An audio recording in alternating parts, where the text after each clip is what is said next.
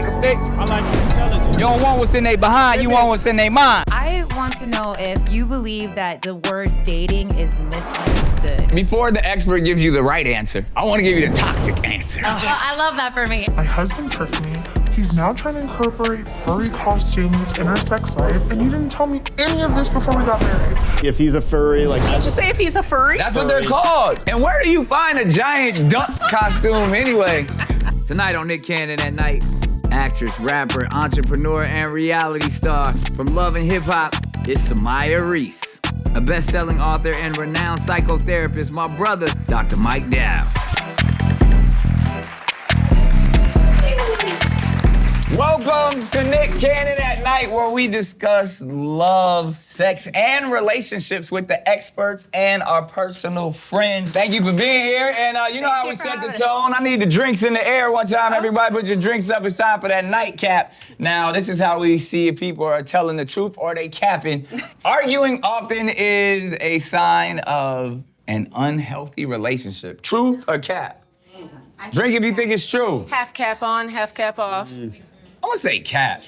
Let's see what it says. Cap, yeah, that is not true. Healthy couples actually argue. It's how you argue that matters. Frequent arguments over important issues can be a problem.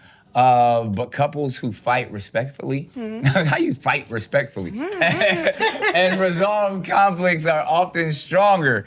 That makes sense, right, Doc? I mean, yeah. So we really want couples, in research we know that couples who aren't using a lot of contempt, eye rolls, obviously no violence. We just really want to have mutual respect, but you also do want to talk about the things, and disagreement is healthy, so Is that yes. how you respectfully argue? Yeah, exactly. I've learned how to do this in therapy. Yeah. It's called the Goutman theory, right? Yeah. So there's this thing called the 4 Horsemen, Yes. which you want to avoid when getting in a argument with your significant other, and it's like criticism. Yep. Yes. And then it's conflict, or wait, no, Content. Content, that's the one I was looking for, content. And then 2 Ds. And then it's disassociation and... Sorry, not 2 Ds. It's 1 D and 1 S. Yeah. Defensiveness. Yeah. Yes. And stonewalling. There it is. Yes. I still got a lot to learn. And then also from the Gottman theory, there's something called repair attempts. So when you do fight with your partner, what you do want is to have that thing, because couples all have it, right? I can see it in my office. I had a couple in my office today, and I could tell they use a lot of humor, right? So it's like they're arguing, but then like one of them cracks a smile, and that sort of, it smooths things over. For other couples, it's like the touch on the knee. It's, oh, you know, I totally understand. You know, I'm only bringing this up because I love you so much, right? You sort of smooth things over, and that helps the relationship to thrive. It helps both partners be heard. And the environment helps as well too. It does. Like if you do have to have like some type of conflict, it's where you have it. You know what I mean? Yes. That's what helped me a lot in like couples therapy. Healthy conversations is a good thing. You save all of that until For couples therapy? Yeah, for the sessions, and then you can let it all out. Yeah. And then you know after that hour and a half is over, then you guys can go back. But this is the place we put it all out there on the table. And also one of the things in the Goutman theory that I learned that actually helps even outside of just relationships, how you deal with people, is before you bring up the problem, present a compliment. So it's like, I really like how we've been doing this lately, or I admire this. I like that. But the wheels. if we could work on this and work on that. Buttering her up a little bit. Yeah. It works, yeah. And then the other thing after that, then you can also be very positive and specific, right? Yeah. So many times when we're arguing, we're like, man, you're not respecting me. Yeah, it's it's like, God, you never take care of the kids, right? So you can ask for what you want. So you take what you don't want, you turn it around, you make it positive, and then you also make it specific. So instead of you never take care of the kids, it's like, hey, I need like 3 days a week to myself. Monday, Wednesday, Friday, can you please take the kids? It's like, agreed. Oh, I can do that, right? Agreed. Yeah, positive reinforcement and telling them what you want. Yeah. Yes. I'm with all of that. I'm with that. That can be helpful. And I think we could drink to that. Yeah, exactly.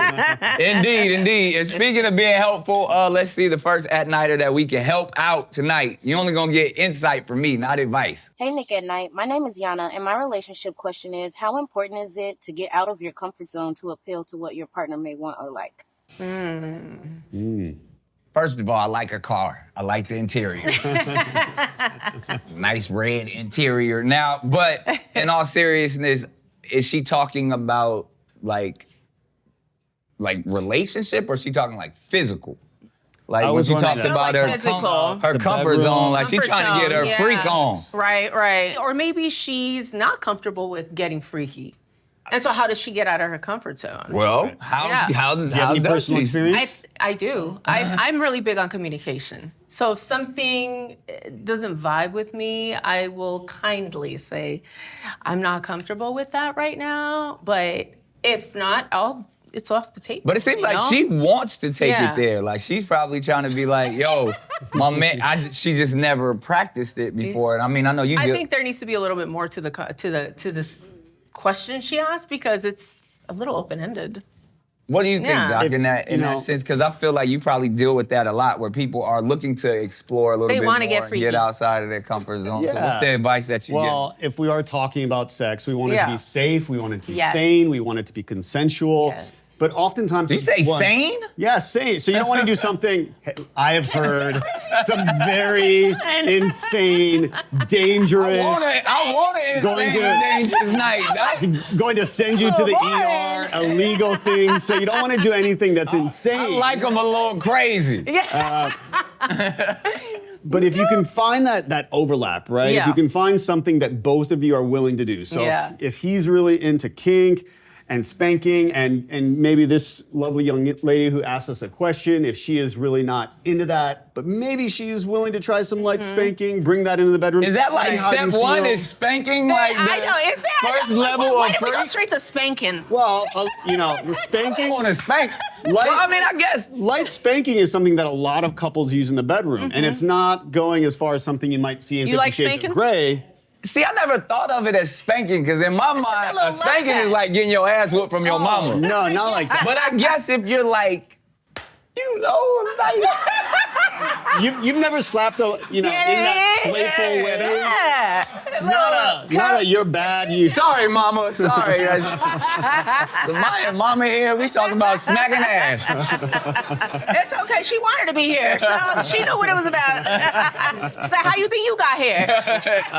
Exactly. Well, I understand that aspect of it. So that's probably, because I would always think that getting outside your comfort zone, the first step into that would probably be like verbal stuff, like dirty talk. Like that seems like that's that probably seems like it is one of the stage one.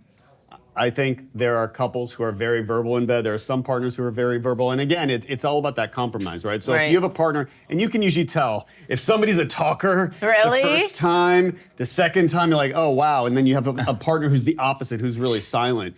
Try to see if there's something that you can do. And then again, going back to the very first question we had, try to find the things that you like, not what you don't like. So Yeah, then of catch course. your partner Yes. doing the thing that you like and then compliment. Like, oh, so if you're the quiet great. one, you say, man, like right before orgasm, and you looked me in the eye, that like really turned me on. They're like, oh, got it, right. Because Yeah. sex is a topic, people are so sensitive. It they is very, don't like to be like, told what to right. do, or like, oh, I'm doing this wrong. Yeah, right? and there is no wrong or right. If you're into it, like, a lot of crazy things can That's happen, right. you know? That's right. Well, hopefully she takes that advice and opens up a little bit more, Yeah. get into some good spanking or whatever she desires. Let's see who else we can help out. Nick Cannon, what's going on, man? Hello, ladies and gentlemen. My name is Dante. I'm from New York City, and I'm actually watching Nick Cannon at night, and I figured I probably if I ask this question, hopefully I'll get an answer from y'all.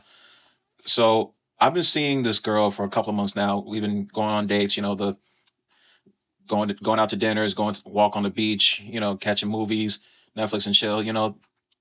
It's been going good. It's been going good, and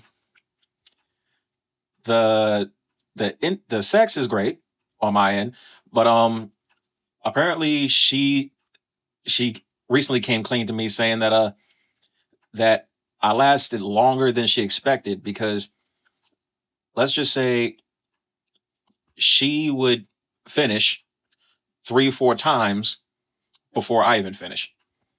So my question is it bad that you last longer than your girl? Because help me out.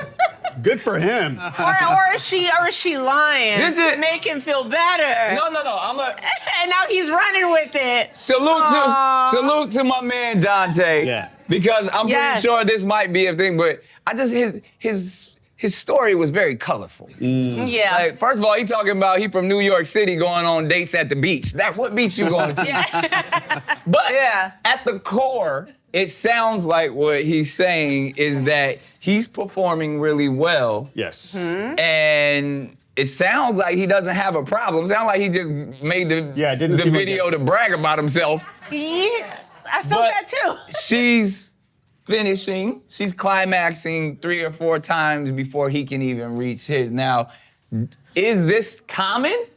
Well, it's common so about 50%, just under, women are able to have multiple orgasms, and they frequently will have multiple orgasms every time they have sex. But there's a lot of women who don't. So it sounds like, first of all, he probably has been with women who are not one of those 50-ish% of women who are having multiple orgasms. But a lot of times those women are those women, right? So a lot of it's genetics, it's environment. He also doesn't sound like he struggles with premature ejaculation, which is also another common problem. So if he is with a new woman, sounds like they're having great sex. It sounds like she's having multiple orgasms and he is also achieving orgasm. It sounds like great sex. So where's the problem? I don't know what the problem is. Because what you said, 50% of women can have multiple orgasms. Yes.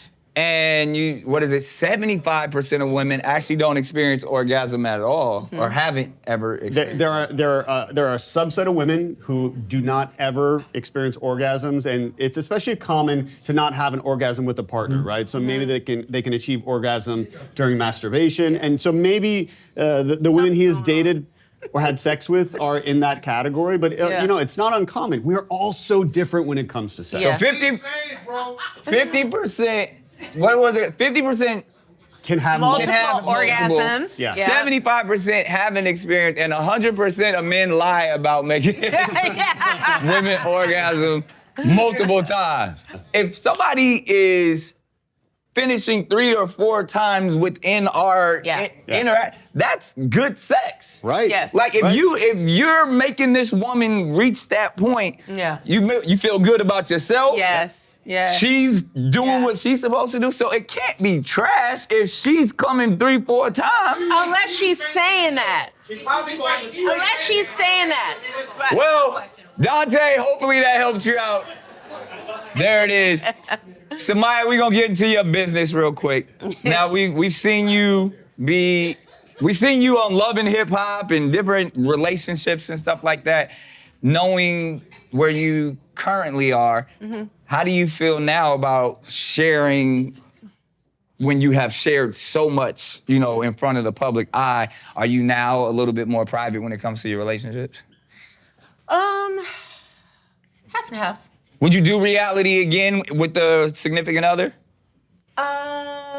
It depends. It depends because reality is just so different now. Reality TV is a little different. Like, It was worse before, or is it worse now? No, I just feel like that the tone isn't really like there anymore. It's just a lot of fighting, and there's no constructive conversations. But there are a lot of couples. I haven't seen a lot of good couple shows. So if we had a good couple show, maybe that might make sense. But I think, you know what I mean? Like, have we really seen a good now because not a dating show. Yeah, that's what I was to say. To your point, there's a difference between like a couple show and a dating show, because now I think everybody's obsessed with dating shows. Dating shows. So it's just like that. Because the dating pool Love is terrible. Love is Blind, or like they're trying to Beyonce, First Sight, Love Island. Making a relationship work, you don't really see that in unscripted or reality. I think that if you do, one thing that I have learned, and then even through friends as well, if you are going to bring a relationship on a television show, I think that the biggest mistake that a lot of people do is that they were never solid to begin with. So the show did not break them up. They were not solid to begin with. So if you're exposed them. Of course it does. And as with fame, we've been in this business for a long time. It can turn some people into monsters. You know what I mean? Whether it's the woman or the man. So if you're not solid to begin with when you go on the show, you're not going to leave solid. But if you are, in a good relationship, like, I'm not sure if I would want to bring it to television, but I wouldn't be opposed to it because I know that I am who I am at all times. When the cameras turn on, I don't change. And it's all about intentions, to your point. Course. I mean, and you worked on a lot of these shows as the therapist that come in and actually attempt to help. So you've seen that. Yeah, to your point, I think the couples that I've done couples therapy with, like the cast of Teen Mom on Teen Mom Family Reunion, you know, we're going away to Colombia, we're doing these intense therapy exercises. But what I saw, the couples who were opening up and doing great work, they had really strong marriages. They had really strong marriages, and it didn't seem feigned. Of course, this is not one of those shows where you know, it's a pressure cooker in 14 days and you got to marry somebody. So it's very different. These people have kids together. But it's great to hear that for you, you are the same person, that it's not going to affect. You're not going to play something for the camera. You're not going to turn it up or down for the camera. You are who you are. And it is important. And as you said, I mean, you reiterating how the solid couples stay solid. And it works for them. But the ones that weren't and had the holes in it, like you said, it just never works out, you know? But it is fun to watch those shows. Dating shows is a different story, you know what I mean? How many different reality shows have you been a part of? Many. I've been more on like scripted film and television than reality shows. Right. So, because I remember there was Love and Hip Hop, and then there was the one where it was like Famously Single, the one I did with Pauly D. Famously Single, where it was that was super interesting to me because I knew a lot of y'all on there. I was gonna say, why you bring that up, Dave? No, but it was interesting because it was people in the industry that were attempting to date. Being honest, like now there were things that were happening in the house that like are a little different than was on camera. I bet there was. That's a little different. However, the Famously Single, the show was, the way that it was constructed is that you put people in the house, famous people, and that maybe have had trouble dating, because in this industry, you just don't know who's for you. And that's what I wanted to bring up. Like, I feel like it has to be difficult. Usually, whoever's sitting in this seat, I asked them that question. I'm like, you're successful. People know you. People already have a preconceived notion of you. So that has to make the dating life difficult, because everybody's going to approach you with who they think you are, and then they're going to approach you with the facade to try to impress you. When ultimately you probably just want to get to know somebody on an authentic and real level. Right, and that is very true. And for me personally, I'm very much someone that truly wants to get to know someone. I'm very like family, like my whole family's here, as you see. Like, I'm really somebody that like, I don't want I don't really like relationships, or like even in friendships, that I can't like have a real conversation with you, you know? So that is difficult in this industry. Now, a lot of times too, I am surrounded around winners, you know, and people, I'm surrounded around a lot of winners. So a lot of people that I have gone on dates with and things like that, even if they didn't work out, they were pretty nice, solid people, but there were things about them that maybe I didn't like. Maybe there were things about me that they didn't like. You know, I like to balance an equally, you know, calm life in my homestead, gardening, you know, and at the same time, I balance it by being here. So for some people, they just want to be out and about all the time. All the time. And I don't want somebody that's out in the streets all the time. That's not for me. I'm a very balanced woman. So, you know, that's where these conversations come into play. And you can feel it from you. You were exactly the same before the camera started rolling. Your openness, your honesty, but sometimes when those cameras starts rolling, especially on reality television, you can tell when people try to turn it on. They change. They turn it up. I'm like, girl, please stop. There it is. Well, speaking of turning it on, let's see if we can go back and help somebody else out. About now, they don't have to really show their face. They can text in as well. So let's see what they're talking about. When it comes to the LGBTQI+ community, why do you think we as a community are prone to more mental illness and epidemics? One, is that true, Doc? Is that Yeah, it is true, and there are a lot of reasons for that. You know, the first one that is probably the obvious one, queer people were more likely to be ostracized by families, right? So you have a mother, a father, sisters, brothers who aren't speaking to you, so you lose that support, right? Queer people are less likely to have health insurance. They're more likely to experience poverty. You know, and then especially older queer people, much less likely to have kids, less likely to be married. Very young queer people, much more likely to die by suicide, to have suicidal thoughts, again, to be There's a lot of estranged. shame. So, you know, there's so much shame and there's so much, you know, like, I just don't fit in, you know what I mean?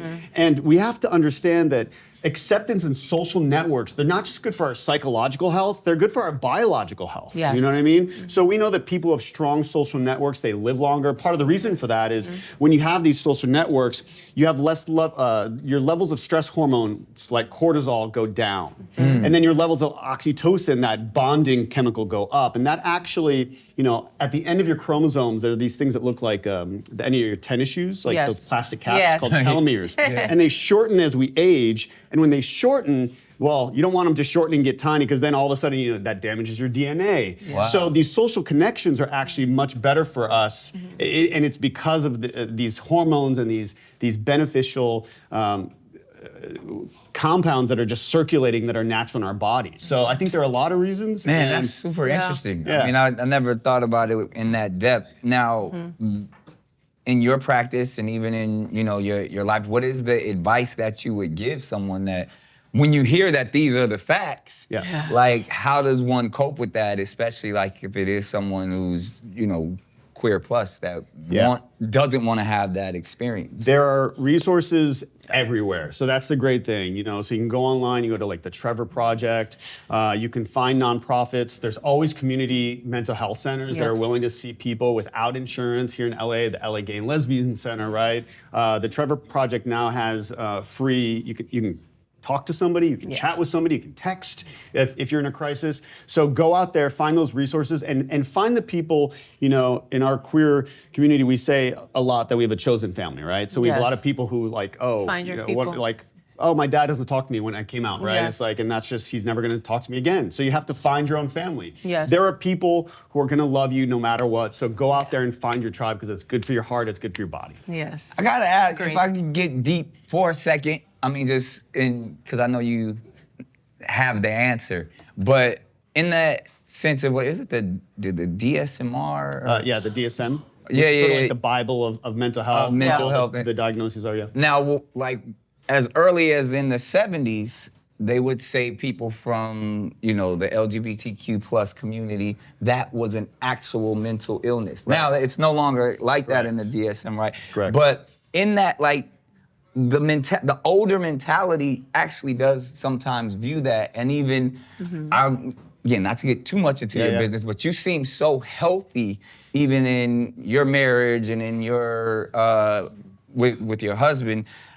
How did you deal with saying, look, I'm a psychologist, I study this, and it's definitely not a mental illness, but two, look at me living a life that doesn't have to result into the things that we saw. Well, first of all, it took me a long time to get here, you know what I mean? For all of us, our life experiences, the things we've been through. You know, I'm in my 40s, but man, there was a time that this gay little boy in Ohio, like that was not easy, right? Like one of the only brown people and then the only brown gay kid in this tiny little white town. Like, that was not easy for me, you know? Yeah. So it takes a long time, but again, you have to find your tribe. You have to find those people who are gonna love you because they're out there. And stop trying to convince everybody else, just find your tribe. Find your tribe. Those are the people that love you, and those are the people you love. Yeah, and I mean, the good news is when we look at Gen Z, man, so for example, up to 20%, or around 20% of Gen Z identifies as bisexual. That's like 1 in 5. Yes. When you go down the generation, so the older somebody is, like my generation, those stats are not there, right? Or they're there, but they're, you know, every generation. You think it's more closeted? That millennial, Yes. So it's not that there's more queer people. It's, They're not talking about it. They're not talking about it. So they're now not that it's talking about accepted, all of a sudden, all of these people are coming out of the closet, and it's okay. Yes, So and it's okay to be yourself. It's okay to be yourself. It's okay to talk about it. And to your point of finding your tribe, I find that to be very important. I have always been all about building community in every possible way, because your community and feeling safe in your space will help you flourish. it's what you do with gardening, ways. right? And you're Yes, donating to it's food exactly banks, what and I do you know, with if we gardening. can, she said something to me right before we started. She's like, you know, if I can make like a little Just a small dent in this world that's good, I'm gonna feel happy. And I think all of us have that, right? If you can do that, that brings you so much joy. High frequency energy is really what we're trying to tap into. So, and that's why we have platforms and Planting shows seeds. like this to where we can openly talk and share. But everybody isn't always as open, and they do need advice, but Yes. maybe they want to hide their identity. Maybe Yes. they don't necessarily want to put it all the way out there. So that's Yes. why we give them the opportunity To text. ask an anonymous Text. question. It usually gets a little spicy. Hey, at night. Okay, I need your guys' help. My husband tricked me. We recently tied the knot, and he's become more and more freaky. He's now trying to incorporate furry costumes in our sex life, and he didn't tell me any of this before we got married. I love him, but I'm not trying to get by a man with a silly voice dressed as a duck.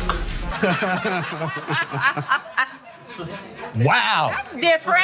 It happens. Can you tell us a little bit? It Wow. happens. I don't even know where to start. It happens. First of all, That's different. It's different. the fact that he sprung it on her after they were married is crazy work. Yes, that is crazy. He probably should have communicated about Yeah. that. If he's a furry, like if he really wants to have sex as a Say if he's a furry. That's what they're Furry. called, furries. There's a whole, It's a whole. you gotta find your tribe. There you go. There's a whole community of people who dress up in furry costumes, and they have conventions and they bump into each other and like. Is it a sensory thing? Well, for some Furry? people, it's sensory. Sometimes it's sexual. Sometimes it's Cosplay. non-sexual. I mean, cosplay is sexy. A lot of I don't know people, about we like furry. to have an avatar when we play video games. So I'm sort of taking that to the next level. But it sounds like he's into furry play, and he did not he communicate didn't say anything. anything That's to not- his. To his that's wife. not okay. Yeah. I don't even know how. And where do you find a giant duck costume anyway? Like other than like during Halloween. And how do you like? No, How does like- that work? No, the furries, they like cut a hole in the area. And then you get all the juices in the hole. Maybe that's part of why. But you know, Sounds kind of fun now that you put it that way. but there is hope here for this. Might go get me a little duck costume. If it quack like a duck, Furry. and it like a duck, it's a duck. You gonna have some more? That Wow, that one was fun. was interesting. Yeah. I've What never was heard the of it. advice? So, Well, but okay, so yes, he I don't should even have know how this communicated question. before. Yeah. But if there's a way to bring that, first of all, having some openness, some understanding, because oftentimes in sex therapy and couples therapy, we can get to the bottom of, what is that really about? Is there something about that that really turns you on? Yeah. Is it the dynamic? Is there something else that feels like that, but that it's not you necessarily put on the full duck costume? Or is that the only way that you want to have sex, right? Because sometimes when yeah. people have an exclusive fetish, meaning that's the only way you can have an orgasm, the only way you can get off, that all of a sudden becomes hard if your partner's totally unwilling to entertain yeah. that, right? So there are ways to, again, find that compromise if it can be found. Or sometimes if you get to the root of the fetish, it doesn't have to do with the fetish itself. It has to do with some type of emotion or power dynamic, or bringing in some emotion like a little bit of pain when it comes to kink, or a little bit of domination, or a power differential. right. In a duck costume? Well, See, that's the thing. Because it sounds like she may not be with it and she wants to, like, kind of put a stop to it. So I Yeah. think she should, like, reverse engineer it on That her. is a conversation. And that then, needs to be had. like she should dress up like Immediately. a hunter or a basset hound. And You then might like it. Be like, oh, Okay, he might like it. Furry.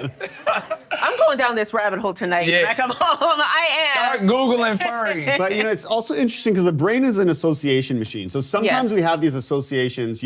We remember the first and worst times that things happen, or the first or the best. Yeah. So sometimes if mean, you it's the were worst for her. when you were coming of age and there was something while you were going through puberty, Yeah. it got wired and associated into your sexual manual that your brain has decided, okay, this is how I get aroused. Sometimes people aren't even aware of what that is. So Yeah. if you were in pools a lot this summer, you were coming of age, and all of a sudden it's like, oh, like I'm really into water sports. It's like, oh, sometimes I help people to go back, like what was happening? Oh, it was the first time I had a crush on my babysitter, and we're in the pool, and I like this. It's like, oh, that's where that comes from. That's where Right. everything has an origin. Yeah. It does. And if you can yeah. find the origin, sometimes it helps people and couples to understand what it's about. It doesn't seem so freaky. Right. It's like, oh, okay, I get that. Yeah. All right, well, good luck to the freaky furries. Yeah. We're going to open up the floor now. It doesn't have to be that far, but if you have any questions or comments for our expert, Dr. Dow here, of course, Somaya too, please step up to the microphone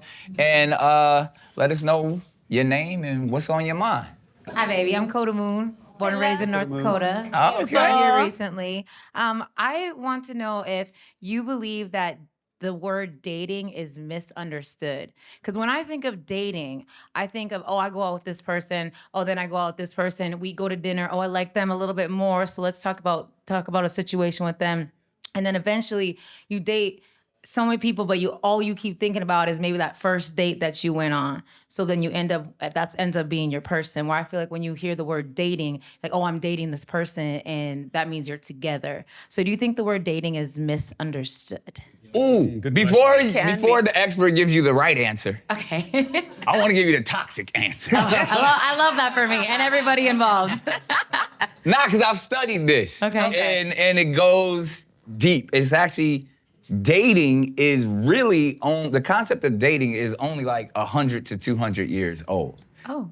When you think about the concepts of, because before it wasn't a choice, it was like the man sees something he likes and that's the one, or it's an exchange between a father and a powerful person, all of that type of stuff. So interestingly enough, the term dating actually used to be associated with prostitution and call girls, because you would call a date. Okay. And the dates, and then they start talking about a date was an exchange for sex. Wow, that's interesting. And today, a date is still an exchange for sex. Okay. Yes. Okay. I It hear your hasn't breakdown. really changed that much Right.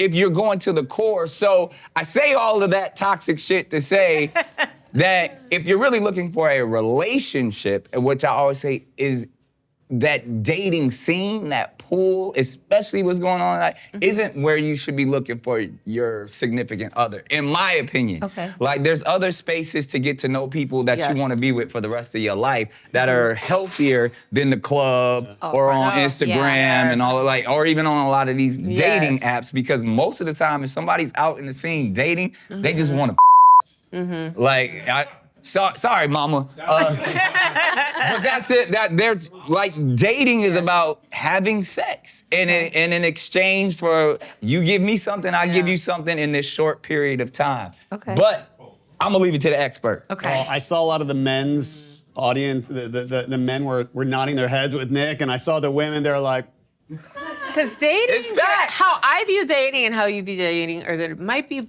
kind of the same, possibly. Because dating, you're right. So dating is multi-layered, right? Okay, Depending on the person. Right. Some people take ownership of a person because they're dating and they think they're theirs. They're taking ownership, and like the other person might not feel the same way. And so now them saying dating is like getting a little too committed. Yep. But one-sided, right? And then dating as a whole in general could be just you going out there having some free love. Dating, having sex, dating. That's how it multiple started. people. Yeah. There's nothing wrong with that, because I feel like everyone does it. Everyone should date people until they find their person, but it depends on where And these how. situations and how. Yeah, because you have, like you said, the dating apps. You have people, I don't know, DMing you on Instagram. You know what it is, like at the club. Like I really, you don't hear a lot of stories where like the club date ended up Your husband and somewhere. wife. Yeah. But there are some instances. So dating is very multi-layered. Right. It is multi-layered, and it also depends on how the person feels too. yeah, and who's saying it, right? So, Yes. I know you've been really open recently about, the trauma after your marriage to Mariah Carey, and, and you maybe would have done things differently. And maybe when you were, so just using you as an example, maybe I'm guessing what was happening in that moment, you were avoidantly attached, right? Like you did not want to be in a relationship. So when you said to a woman, oh yeah, we're dating, and that woman is securely attached and she's looking for a partner and she likes to date one person at a time, she hears, we're dating. We're together. So the solution for that is always communication. So please, if you think that you are dating exclusively, the adjective to define, are you seeing anybody else? It is okay to ask, because I can't tell you how many times I've had people come into my office and like, I don't know if we're dating exclusively. I don't want to scare them off. It's like, well, just, you have to. You gotta ask. You have to Communication. Well, that's because then that's your ego and your insecurities like on Front Street. Right. So because if you ask and you get the answer that you don't want, right, then now you start reevaluating everything. And if somebody's anxiously attached, they're afraid to I was gonna ask say that, because then they don't want to be They don't left. really want to hear it. And then if they say, oh, but I'm seeing like 5 other people, then all of a sudden they're like, You whore! So sometimes it's more about the person who's asking that question, right? It has to do with the other person, but it also has to do a lot with you. Yeah. Okay. Awesome. Was that helpful? I mean, yeah. I mean, I appreciate that. I mean, I got a man, gave you a little but I think, toxic history lesson I real love the little toxicity with the inner vision of everything else. So no, I appreciate. I just wanted to know your guys' thoughts about that. So Well, thank you. for that. That was way to open that up. And speaking of toxic, as you know, each and every show I get the opportunity to go outside and talk to the people. And here's what they were talking about this week. Big girls at night. They say down here, thick thighs save lives. Is that true? I mean, who doesn't love thick thighs? They say the BBWs do it better. I think so. What's the difference? What you mean? Like, you want a little skinny twig, or you want something with some meat on you? I want something with some meat on it. Yeah. I'm already a skinny twig. You need something to keep you warm. Exactly. Yeah. They say out here, thick thighs save lives. Is that true? Your heart saved a life. Yeah. Them fucking thighs. Them Every thighs to get you in trouble in child support, right? You know you got stuff coming out your bank account every month. Don't play. month. Listen. Now they say thick thighs save lives. Is that true? Or do little booties matter? Little booties matter. It's all about the stroking with the motion, right? Right, that's what they say. You got a little bit more motion, it's gonna be a little bit more stroking. Okay. Thick thighs save lives. Is that true? Most definitely. Little girls, little skinny girls. Matter too. They do matter. Out here, it don't seem like they ain't getting no action. Certain circumstances. Really? Yeah. I've been petite and I got weight on me now. Really? So which one you enjoy the most? This size. It look good on you. Whatever you doing it right, Jasmine. I like to eat. I cook very good, baby. Oh, you cooking? I'm cooking. What's your dish? What you do? My favorite is my Alfredo. Chicken Alfredo? You clocking it like that? Yes. See, what you put in your chicken Alfredo? You can't know that. You like them thick? I like them intelligent. Okay. You don't want what's in their behind, you want what's in their mind. Give me one with a bachelor's. Just the bachelor's or a master's is too much. A master's, hey, reach for the stars, reach for the moon. There it is. What you like? I like them all. I don't discriminate. I can pick up anything. Ooh, me too. I bench about 275. I might look light, but I'm heavy doing. Now, we down here, they say thick thighs save lives. Is that true? I don't know, because I ain't thick. You ain't thick? What would you consider yourself? Slim thick, yeah. Now, cause When y'all say thick, y'all mean that mean they got a booty. They mean they so got cause I ain't really, I'm trying to be No, respectful. but Is it like pancake back there? Or No, it's a little. you got a little teardrop? But you little just gotta puff? know what to do with it. Yeah, you ain't just got back, you got a long back. No. Do thick women offer something more than petite women? Not really. It depends on your confidence, how you feel about yourself. But it's something about a BBW got a different level of confidence. They carry themselves. Sometimes they may got it, but their legs don't match. See, I was talking about BBWs, big beautiful women. You thought I said BBLs, big girls. You ever had one? Oh, I love big girls. Tell what is Dark blue girls, beautiful. Man. Really? Oh yeah. Well, is it like just more fun because more woman, more cushion for the pushing? When you look at them, it's like an experience before you even get to them. You know what I'm saying? It's just a magnificent thing to look yeah, at. Definitely. These white girls, they got that pretty face, but they're straight down. So you want you a thick sister? Oh yeah, I like thick girls. Yeah. Sure, man. Joe, you a wild boy. You know that, right? There it is. That's good. Thick thighs save lives is a true message, and honestly, I think whatever you like. Again, I think that's the one thing that we learned this entire episode, from the furries to the thickness. Find your tribe and vibe with them. This has been another amazing episode of Nick Cannon at Night. Thank you to Somaya Reece and, of course, Dr. Mike Dell. Y'all give it up for him. Slide into our DMs. Hey. Holla at us. We out. Get ready. If you like Nick Cannon at Night, you can watch it on YouTube or watch new episodes early and ad-free right now by joining Wondery Plus in the Wondery app, Apple Podcasts, or Spotify.